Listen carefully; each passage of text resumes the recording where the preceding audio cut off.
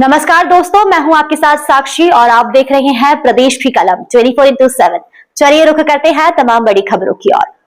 जोबट श्रीमद् भागवत कथा में कृष्ण जन्मोत्सव पर झूमे श्रद्धालु गूंजे जय कन्हैया लाल की के नारे। जोबट नगर में इन दिनों भक्ति का अनूठा माहौल है। विदुषी अंजलि जोशी के मुखारविंद से बहने वाली रसमाई श्रीमद् भागवत कथा की अमृत वर्षा का आनंद लेने के लिए बड़ी संख्या में श्रद्धालु उमड़ रहे हैं।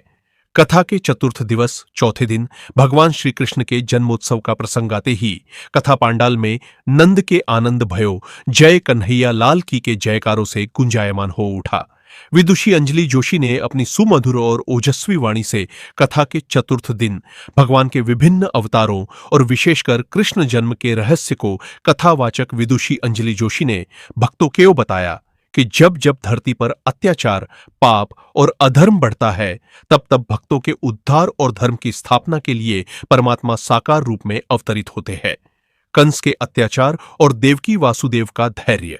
कंस के कारागार में देवकी और वासुदेव पर हुए अत्याचारों और उनके अटूट विश्वास की कथा को जब विदुषी जी ने सुनाया तो पंडाल में मौजूद कई श्रद्धालुओं की आंखें नम हो गईं। उन्होंने बताया कि विपरीत परिस्थितियों में भी ईश्वर पर भरोसा नहीं खोना चाहिए। परमात्मा का प्राकट्य। जैसे ही रात्रि के अंधकार में भगवान कृष्ण के जन्म का प्रसंग आया, कथा पंडाल का दृश्य बदल गया। विदुषी अंजलि जोशी ने कहा कि कृष्ण चेतना का प्रतीक है। जब अज्ञान रूपी अंधकार मिटता है, तभी हृदय में कृष्ण का जन्म होता है। धूमधाम से मनाया गया कृष्ण जन्मोत्सव जैसे ही भगवान श्री कृष्ण के बाल स्वरूप का प्राकट्य हुआ, पूरा पांडाल गोकुल धाम में बदल गया। नंदोत्सव की धूम। बाल कृष्ण के स्वरूप को टोकरी में सजाकर मंच पर लाया गया। श्रद्धालुओं ने भगवान पर फूलों की वर्षा की। भजन और नृत्य। विदुषी जी के सुमधुर भजनों पर श्रद्धालु खुद को रोक नहीं पाए और झूमकर नाचने लगे।